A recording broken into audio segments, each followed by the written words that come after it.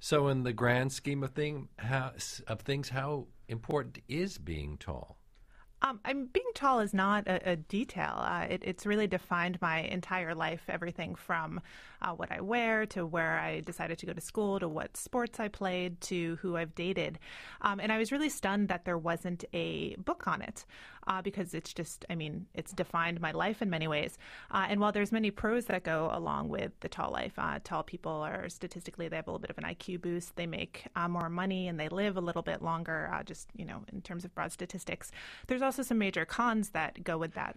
But I would assume that it's better for a man to be tall than a woman to be tall. I think that's a misunderstanding because the major challenge about being tall is that you're very public. You are essentially always on display and there's no place to hide. It's sort of like walking through life with a spotlight on you.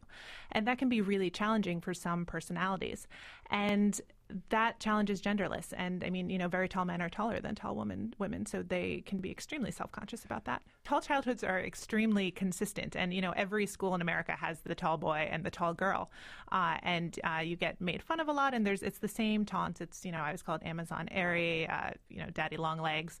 But one of the really interesting things I found in the book, I talked to a teasing expert. And tall people tend to think that they were teased more than other people.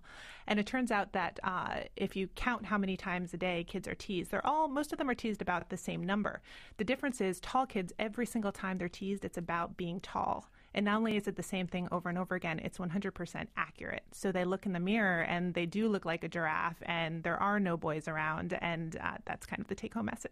Growing up tall can be particularly challenging because all of the pleasures of height, they're mainly adult pleasures. And one of those pleasures is career success. And it's been known for a long time that tall people make a little bit more money. They make about $789 more per inch per year, and this number has been shown over and over again. And does that just keep on going up? I would think there'd be a cutoff height, wouldn't there? Yes. Statistically, there's not enough people who are super tall to really make any definitive decision about that. The cutoff is around 6'5" or 6'6", but it essentially does keep going up. Mm-hmm.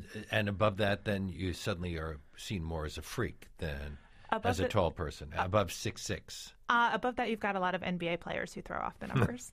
Well, when you were a kid and you were growing much taller than everybody else, did people automatically assume that you'd play basketball? Yes. The most three common questions that tall people are asked is how tall are you, how tall are your parents, and do you play basketball? And I still get asked that in the street, and I no longer look, like an athlete. I've aged out of that, and I still get asked all the time.